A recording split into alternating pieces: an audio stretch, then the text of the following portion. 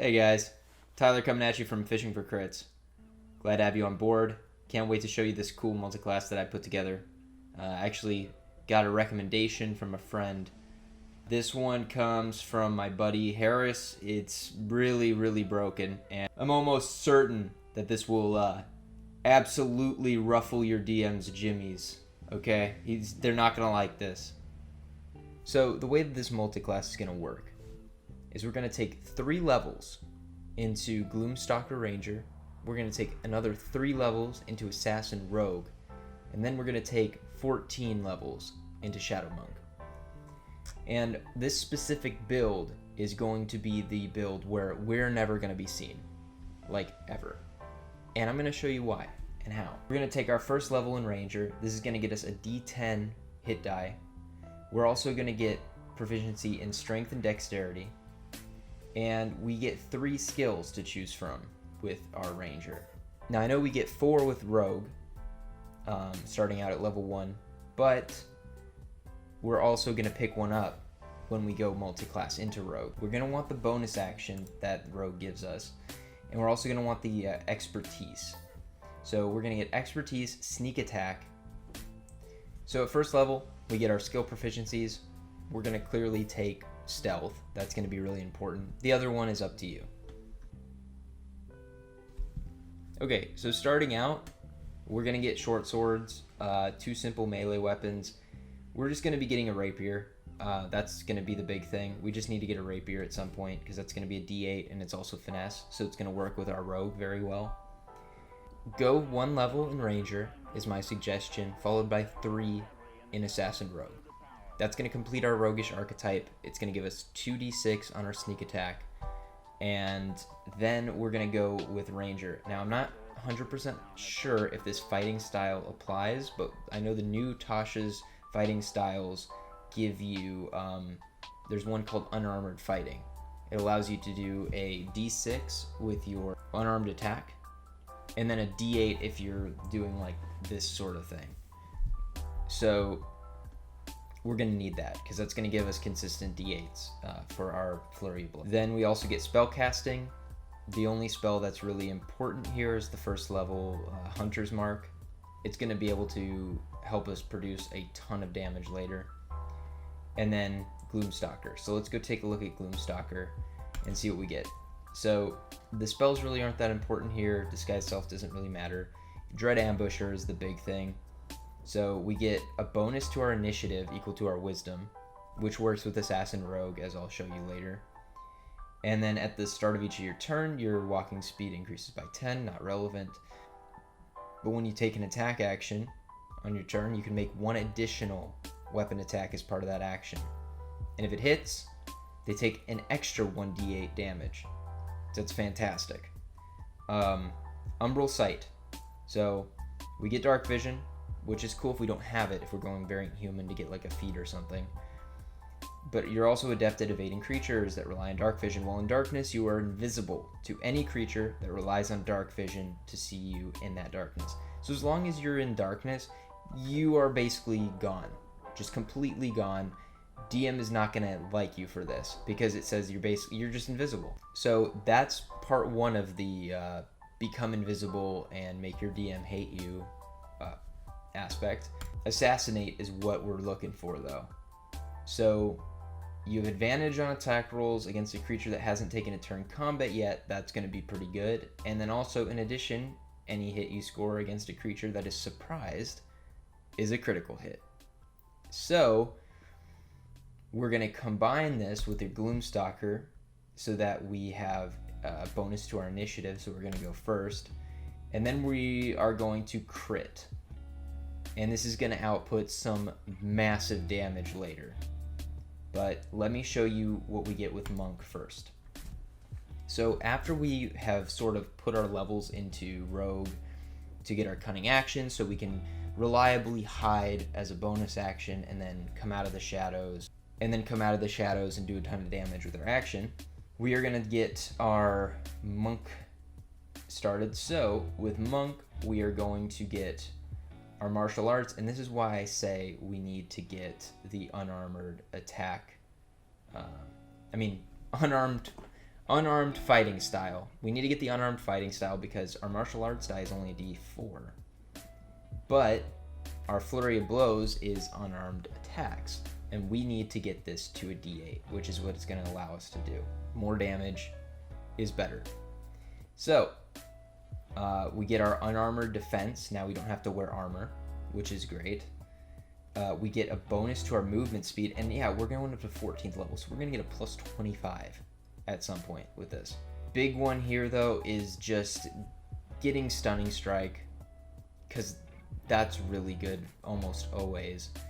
And getting our flurry of blows, because that's what's going to enable us to do a ton of damage in one turn. And we're going Shadow Monk, so with the Shadow Monk, we get to cast spells such as Darkness and Pass Without a Trace, Silence, just spells that are going to allow us to sneak around in the shadows and not be seen ever. Shadow Step. At 6th level, we get to step from one shadow to another. As a bonus action, you can teleport up to 60 feet to an unoccupied space that you can see that is also in dim light or darkness. Then you have advantage on the first melee attack you make before the end of the turn. So Shadow Step is going to allow us to teleport to darkness. So if they do find you, if the enemies somehow locate you, even though you have expertise in stealth and you are invisible in darkness already to creatures with dark vision, they still somehow find you. Then you can use a bonus action to go to some other darkness, and then they're going to not be able to see you again. So it's going to get crazy. Then with Cloak of Shadows, when you're in dim light or darkness, you can use your action to become invisible. So now you're just straight up invisible. So this is the never be seen ever build, and so far the abilities are really, really meshing well together. You get a lot of good stuff with Monk, and you get a lot of good stuff with Rogue.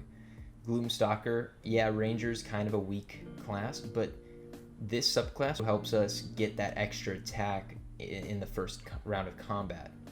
Because the way surprise works is, and not a lot of people know this, there's no surprise round, okay? It's a status effect. You're either surprised or you're not.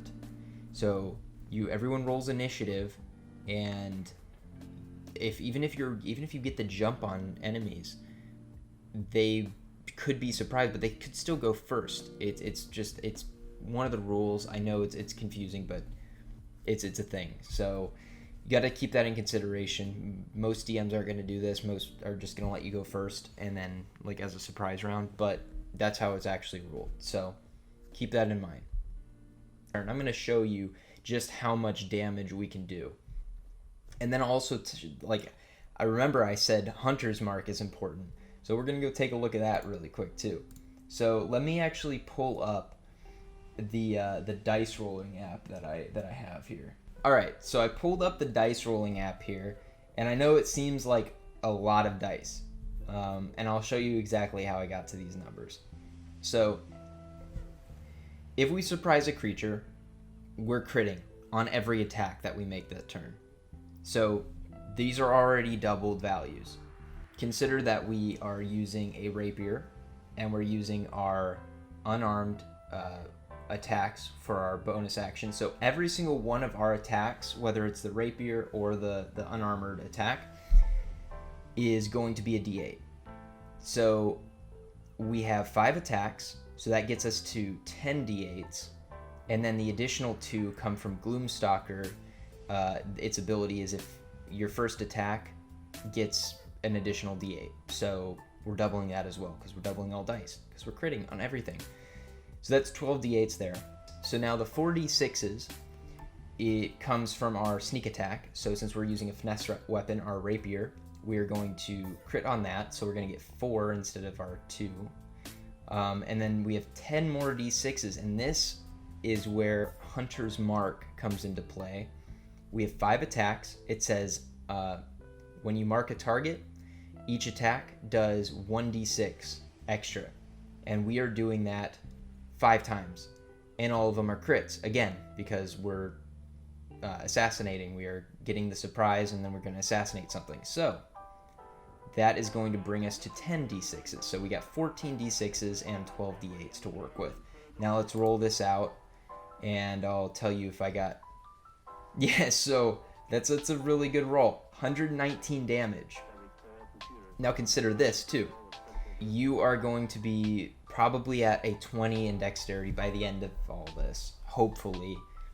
So everything is based on dexterity. That is going to be a +5 times 5, so that's plus 25. So we're going to add 25 to this.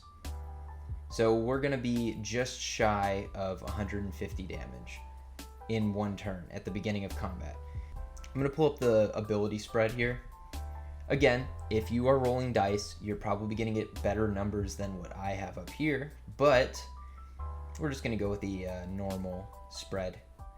If we're going variant human, we get a +1 to 2 stats. That way we just have even scores throughout our list here. So Dex is going to go 16. We're going to bump the 15 up to a 16, and we're going to bump our 13 up to a 14 in Constitution. These are important stats. Everything else practically in here is a dump stat. Let's make our 8 strength. For intelligence, kind of just depends if we are going to be doing traps or not. Really, all of these can be kind of the same. It doesn't really matter at this point, but let's just put our 14, our 12, and then I guess 10 in charisma. These are all pretty much dump stats. All right, so that's pretty much the end of the video. Honestly, this is going to be really strong, and make sure your DM's okay with it before you just implement it into a campaign, because there's a chance that they might not like it too much. But if you can get away with it, I think this is going to be really fun. You are going to be basically a ninja, never seen, leaping from darkness to darkness and coming from the shadows to absolutely eviscerate your foes. So I hope you liked the video. This has been Tyler from Fishing for Crits. So see you next time.